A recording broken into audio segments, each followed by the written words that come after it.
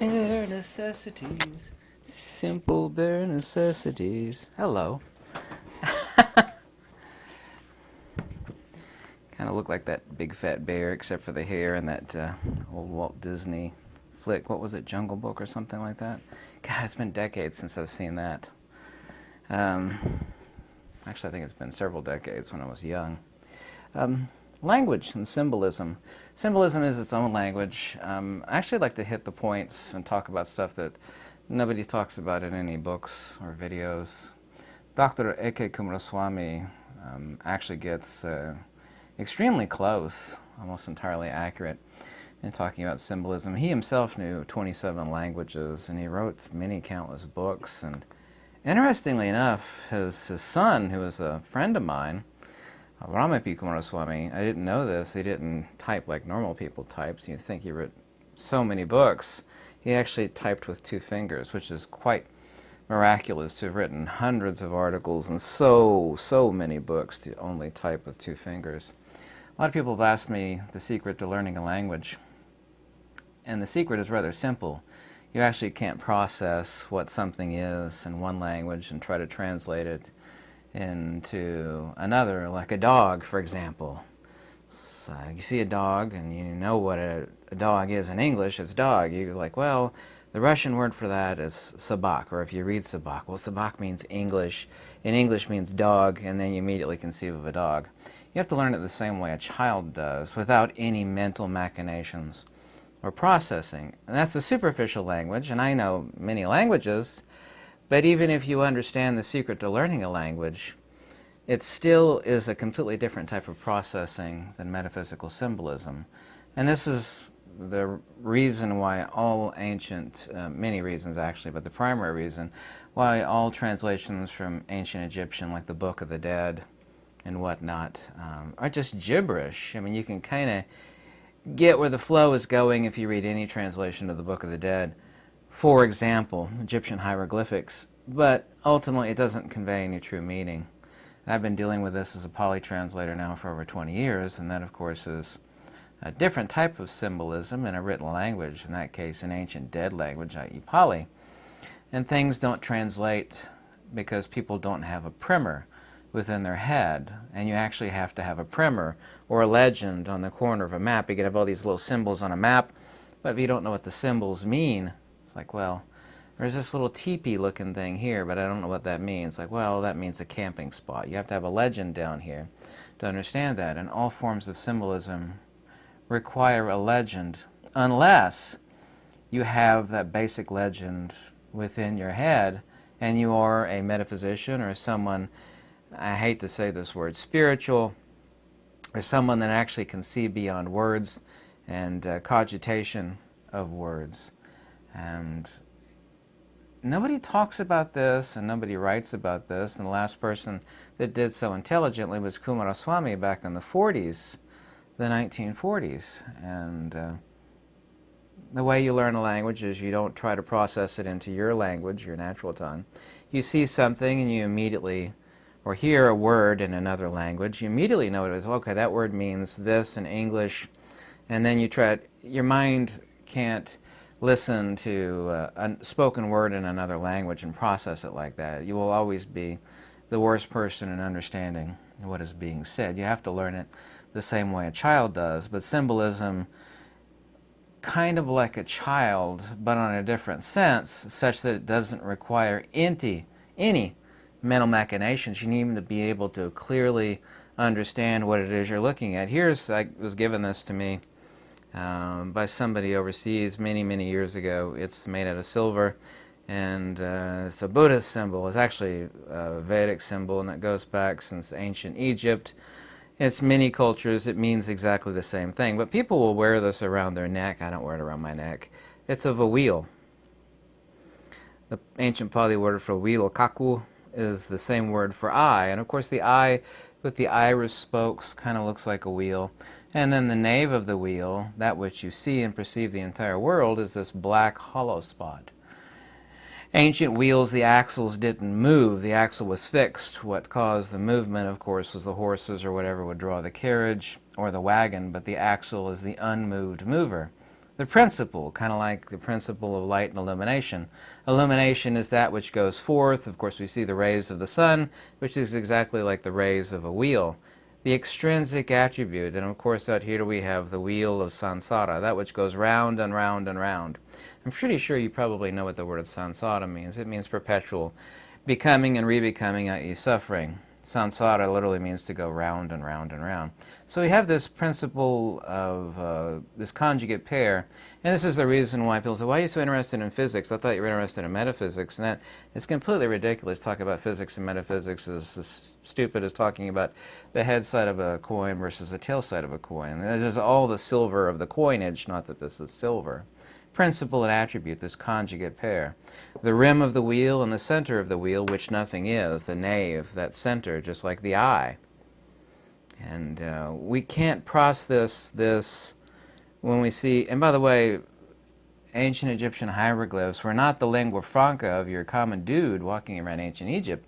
That was the language of the priests. That was the priestly language of the symbolism of the metaphysics of the faith of the ancient Egyptians.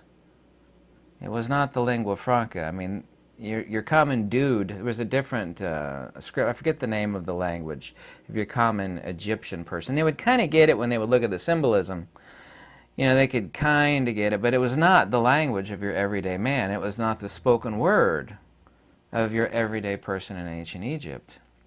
And is it any wonder that your common materialistic doofus today, you know, even of the most highest intelligence, I am a postgraduate PhD of academia, translating ancient Egyptian hieroglyphs. This is why your translations are terrible.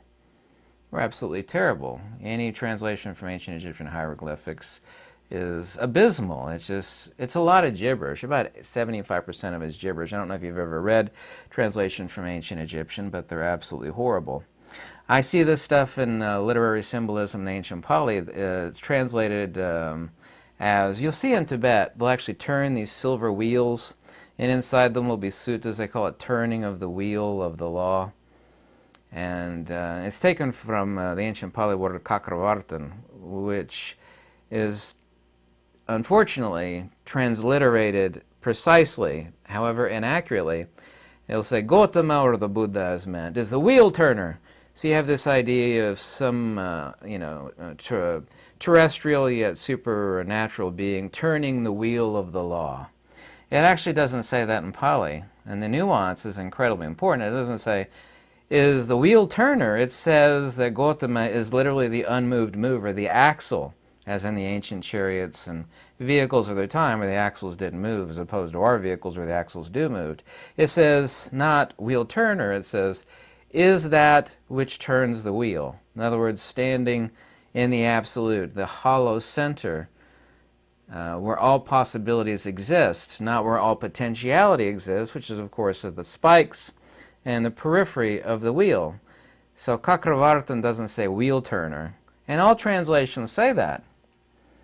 And you have, the Tibetans, people come up to these temples, they'll spin these silver wheels with Devanagari written on them, and they make little amulets and whatnot people wear around their necks, and it's just, it loses all intent. The metaphysical symbolism, as far as this being a word, but no different than symbolism itself of metaphysics, is completely lost. There's a huge distinction between spinning a wheel, which doesn't make any metaphysical sense at all. I don't need to understand it, I just need to believe in it. As opposed to, is that which turns the wheel? If you have this primer of metaphysics within your head, it's like, well, that makes perfect sense. In other words, the absolute goal is to arrive at that which is antecedent to all phenomena and the periphery of the wheel of becoming. Principle, of course, is the nave, the wheel of this attribute. Light and illumination, i.e. the two selves, the existential self and the transcendent self, and the transcendent versus the empirical, i.e. the psychophysical. Most repeated phrase in ancient Pali is Isakaya Namisata. The body, i.e. the psychophysical, is not the transcendent self, with a capital S. Symbols are not meant to be read, rather they are an antecedent language which doesn't require, actually, not only does it not require, you're supposed to do the exact opposite of mental cogitation when you're actually looking at metaphysical symbolisms. Specifically the symbolism in iconography written in ancient carved, depends on the material carved, in ancient Egypt, and ancient Mesopotamia, Sumeria, India. I'm trying to think of the primary places people know about where this symbolism, of course, is carved, exists in tombs, whether it be wood or, whatever we still have today, carvings out of gold or silver, out of stone, which of course we're all most familiar with. We all love big stone carvings of symbolism. When people look at it and they have no idea, it's like, oh, it's so beautiful. Iconoclasts, of course, are, as meant, those who are into aesthetics, aestheticians, think of symbolisms as things that are worshipped, and those of intellectual inferiority did worship these symbolism, and some people still do worship them, or they appreciate it for its form, or its beauty, or its colors, but it is the language of metaphysics, which one must have a primer thereof. Otherwise, you can look at it and not understand a single thing. This is the reason why the translations are gibberish. Like I said, the ancient Egyptian hieroglyphs were the metaphysical language of the priests, not of the, the lingua franca of your average dude back then. Profane language, i.e. common language, whether it be French, German, English, Russian, so on and so forth, are literal and, of course, involve written letters and words, but the written language of the symbolism of metaphysics is not meant to be rationalized, not meant to be cogitized and processed intellectually. You have to fundamentally understand it without any forethought. It is literally the communication of theurgic principles and the theurgic methodology. There's a neat little book which you could download. It's called Elements of Buddhist Iconography, and you could actually look at the iconography on the Sanchi Top. A lot of ancient Egyptian symbolism, where people look at it and say, oh, the sun rises in the east, and the priest will... It doesn't say that at all. You're transliterating something that is metaphysical symbolism to refer to the principles and the attribute, Isis and Osiris, the principles of this demiurgic, transcendent, and earthly mirage of the transcendent demiurgic. And this is the reason why all these really ridiculous so-called occult and pagan books, and by the word occult and pagan is nothing other than slanderous words used by religious entities, be it Judeo-Christianity and others. I mean, technically the terms occult and pagan only refer to things that are not Judeo-Christian in nature and called as such by Judeo-Christianity. But the metaphysical language of symbolism, not meant to be rationalized, and we can't translate them into words. Someone has to fundamentally understand what's being said. This is why I have been fighting for decades in correct translation of ancient Pali and showing people symbolism. And by the way, there was no representation of a psychophysical being with arms and legs, as far as Buddhism was concerned, until the 3rd century CE. Before that, it was a pillar of fire or an empty seat, because that's not a Buddha. Every so-called Buddha statue today is not a Buddha. That's a spiritual appellation of a transcendent being that's not made out of flesh and blood. It's like, oh, Gautama Buddha, blah, blah, blah. The Buddha, look at the Buddha statue. No. It's not a Buddha statue. That stuff came later when people had already misunderstood the term Buddha. Gautama was the psychophysical being that was born, lived, suffered, and died. Every Buddha statue today, symbolically, as far as the original intent, is 100% inaccurate. That is not a Buddha. A Buddha is not a psychophysical being with arms and legs and hands and so forth. Everything, of course, gets bastardized over time. Svayambhu, meaning self-born. You'll actually see early representations of an empty, an empty spot above a lotus, which is on top of 2 twin wheels, which are back-to-back, perpendicular to the lotus and the empty seat above it. This is a reference to, when you actually metaphysically understand the symbolism thereof, is talking about Svayambhu. And it actually sits immediately dead above the 2 opposite wheels of heaven and earth. It literally sits at the plane of inertia. Plane of inertia of any magnet, this is where metaphysics is highly accurate, and the symbolism can be transposed upon field theory. Ancient metaphysics of original Buddhism and Advaita Vedanta and the Vedas can literally be transposed and vice versa upon one another. It talks about the greatest attainment to be at the intersection and inverse of modalities of opposites. And the same thing with a magnet, North Pole and a South Pole. A magnet doesn't have poles.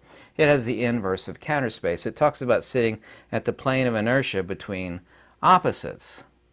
In other words, at the plane of rest, where all possibilities exist and all manifestation is no more. This, of course, sits also to the inverse pillars, the inverse wheels on top of a pillar. The pillar, of course, is the world tree, or the unmoved mover, i.e. the axis of the absolute, or the agathon. The commandment of what, what are your teachings to be called Gautama? Samyutta Nikaya 5.4, Brahmayana, the path to the absolute. This unmoved mover is called the axle wheel, or the shaft of the universe, in reference, of course, to the absolute. Once again, ancient axles didn't move, unlike our axles today. Other symbolism. This is before Buddhism became completely misunderstood, and that was around about the 1st, the 2nd century CE, which is about 500 years post the death of physical Gautama. The earliest symbolism, like on the Sanchi Top and others, will actually show people with their hands held in praise as bhikkhu and bhikkhuni, which doesn't mean monk and nun. He means devotee, coming from the word bhakti. You're devoted to wisdom and understanding, and they have their hands clasped together in praise of a wheel that sits on top of a glorious kingly seat, and out from the center of the wheel is the axle poking a little bit, and they've hung a garland around it. A garland which is meant to hang around that which is of highest praise, be it a king or a queen, or in this case, the absolute. And metaphysical symbolism of a common fool will look at that. Isn't that beautiful? Look how beautifully that's carved. They don't get it. It's like, well, there's this wheel and there's this garland hanging around it, and no person that's commented on that carving, and there are many different variations on that carving, actually understand what is being said, because they're thinking about it. It's a metaphysical symbolism that requires a legend within your own head to understand metaphysics. This means they're giving praise to the unmoved mover, the axle, around which this garland of lotuses strung on a, they'll actually take, they do that still in Hawaii, they make leis out of it, right? You take beautiful flowers, you thread them, and you make a garland necklace of highest praise to a newcomer or, somebody of importance. They have this garland hanging around an axle shaft, which is sticking out from the wheel. And this is giving praise to the transcendent, unmoved mover, the axis mundi of the entire universe, but not the universe of form and phenomena, which would be the empirical wheel of the spokes and the rim of the wheel, which goes round and is the round and round of samsara, of suffering, rather the unmoved movers. So you have people actually hanging garlands of flowers upon the unmoved mover. Not that they're actually worshiping this. However, later unintelligent people would do that. They say, well, they're worshiping this pillar. They're hanging garlands around it as it's poking through this large wheel.